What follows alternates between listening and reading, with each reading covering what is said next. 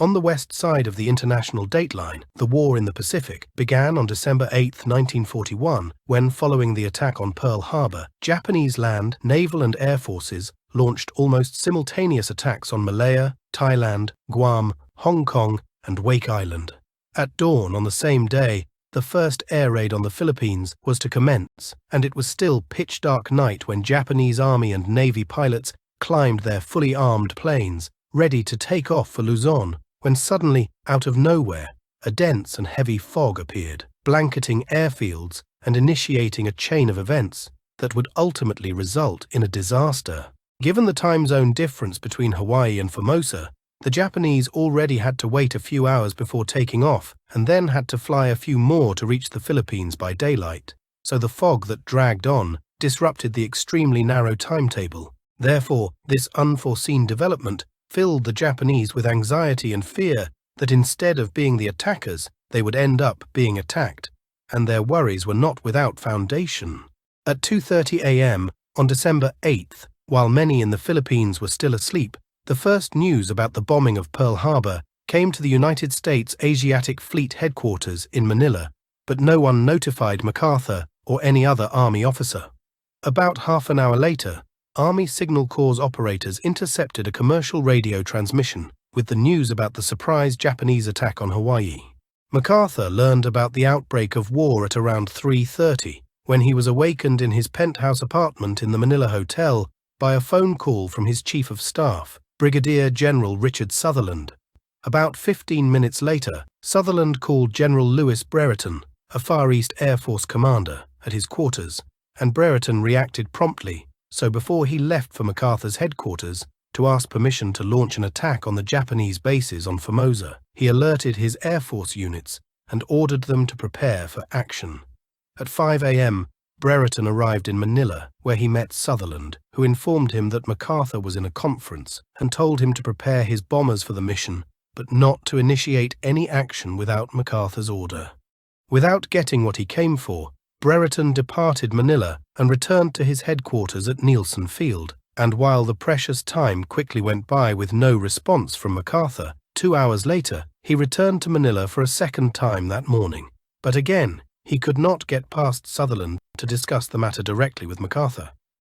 In a heated debate, Sutherland has told already frustrated Brereton what best can be summarized as to go ahead with preparations, but don't shoot until you're fired upon, also requesting from him to acquire fresh reconnaissance information about targets on Formosa, even though since early December, both sides had already carried out some reconnaissance flights above each other's territory. And, while they were arguing, the first Japanese bombs fell on the Philippines when the bombers and fighters from aircraft carrier Ryujo arrived over Davao on Mindanao and began bombing and strafing the airfield in the vicinity and seaplanes in Malalag Bay, inflicting some minor damage at the cost of 4 planes. Upon returning to Nielsen Field, agitated Brereton received a telephone call from General Henry Arnold, Chief of the Army Air Force, who told him to do whatever was necessary to prevent a recurrence of the disaster that happened at Pearl Harbor, and not to allow his planes to get caught on the ground. Brereton assured him that he would take all precautions to prevent that from happening in the Philippines, and as the first warnings about approaching Japanese aircraft began arriving from the radar station at Iba to his headquarters, Brereton had no other choice but to cancel preparations for the bombing of Formosa, so at about 8 a.m. he ordered his planes to take off and look for safety in the air. A few minutes later, the first planes of Far East Air Force roared down the runways, and while the fighters were to patrol over the airfields to provide air cover ready to intercept the Japanese, the airworthy heavy bombers, in the meantime, were to fly without their bombs south and circle there until they were ordered to get back and land. Meanwhile, at 7:50 a.m., the fog over Formosa finally lifted, so after hours of tense anticipation, Japanese aircraft hastily began to take off, bringing relief to many pilots once in the air, even though they knew that by this point the Americans were already alerted and waiting, making the surprise they had hoped to achieve now impossible to pull off. Somewhere around 9:30 a.m., the lead squadrons with 25 twin-engine Imperial Japanese Army bombers appeared over the Philippines and struck the airfield at Tuguegarao, some 100 kilometers inland from Luzon's northern coast, while at about the same time, another flight of 17 bombers attacked Baguio, where President Quezon's summer residence was. After completing their bomb run, the Japanese bombers headed back to Formosa without any bombers suffering any damage during the attack, nor having sighted a single American aircraft. At 10 a.m., Brereton had made yet another unsuccessful call to MacArthur, but again, he couldn't get beyond Sutherland. But this time, only 15 minutes later, MacArthur called him back, granting him the complete freedom to, at his own decision, attack Formosa later in the afternoon. Yet, in a post-war press release, General MacArthur said, "General Brereton never recommended an attack on Formosa to me, and I know nothing of such a recommendation having been made," further adding that an attack on Formosa by his small bomber force, without fighter support, which because of the great distance involved was impossible, would have had no chance of success.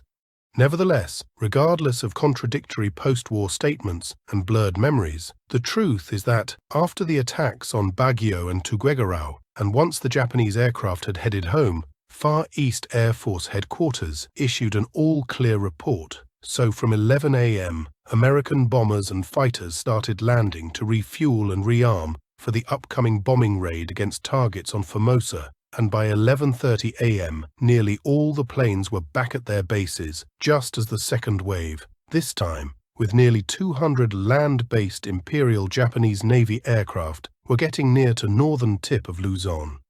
At approximately the same time, this large Japanese formation was detected by a radar station at Iba, accurately predicting that this force divided into two groups was heading towards the main Far East Air Force bases at Iba and Clark Field, and immediately a warning message went out to the control room at headquarters in Nielsen Field, and order to scramble fighters went out to all airfields on Luzon. However, due to disrupted radio lines, this message has never reached the base at Clark Field, where refueling and arming were in full swing. Instantly, upon receiving orders at 11:45 a.m., P-40 fighters that stood ready to scramble at bases at Iba and Nielsen quickly took off and dispersed to cover Clark Field, the Manila area, the Bataan Peninsula, and intercept a reported Japanese formation over the South China Sea.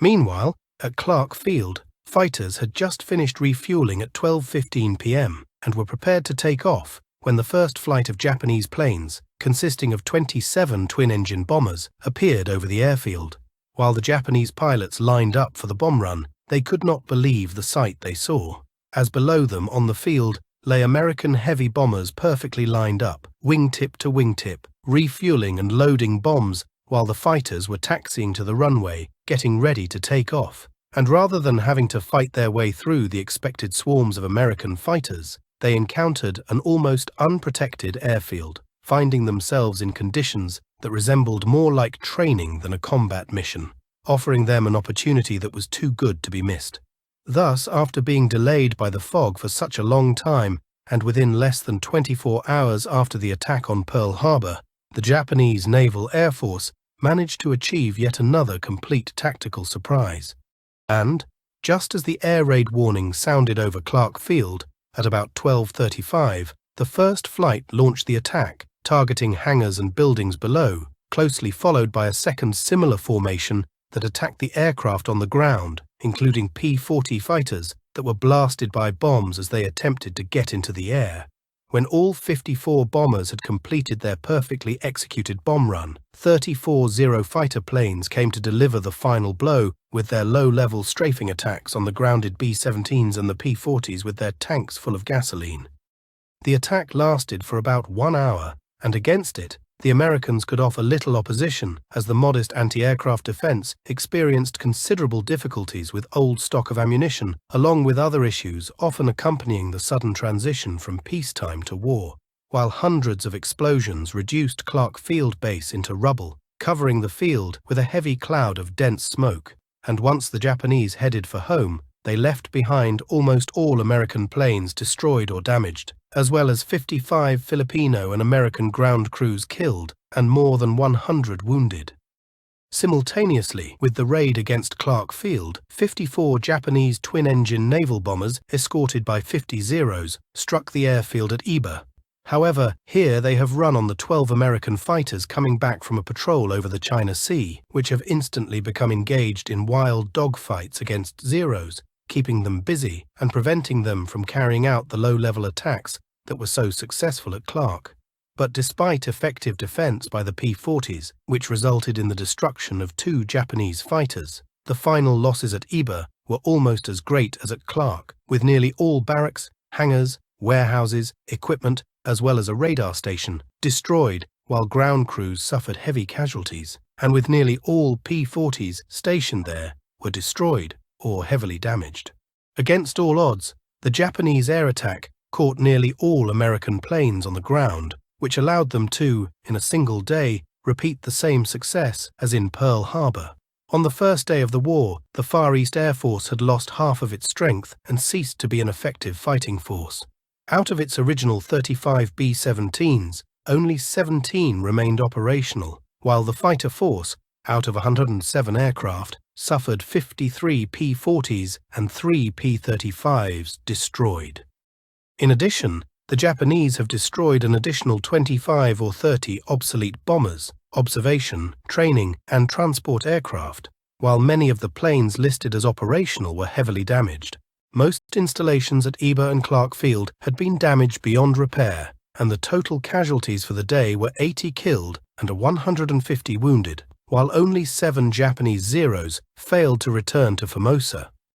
To make matters worse, the annihilation of the Far East Air Force might have been avoided, as one part of the defensive plan, prepared in case of war with Japan, called for the transfer of all the heavy bombers from Luzon to new bases in Mindanao, where they would be out of range of Japanese land-based planes stationed on Formosa. And during the first week in December, Brereton had sent 2 squadrons of B-17s to the recently constructed airfield at Del Monte in Mindanao. The decision to move only half his bomber force, Brereton justified by the fact that if he had all the heavy bombers transferred to base at Del Monte, there would have been no room for new bombers that were to arrive there from the United States. Regardless of the exact reason behind this decision, the reality was that MacArthur's first line of defense now lay destroyed in the ruins at Iba and Clark Field, and hopes that the heavy bombers would attack the Japanese invasion force while still on the sea, or cut their communication lines as part of the active defense of the Philippines, has gone on the first day of the war. Although largely overshadowed by the catastrophe of Pearl Harbor, the destruction of American air forces in the Philippines, Pearl of the Orient, on the same day was an equally catastrophic event that rounds out the tragedy of a day that will live in infamy.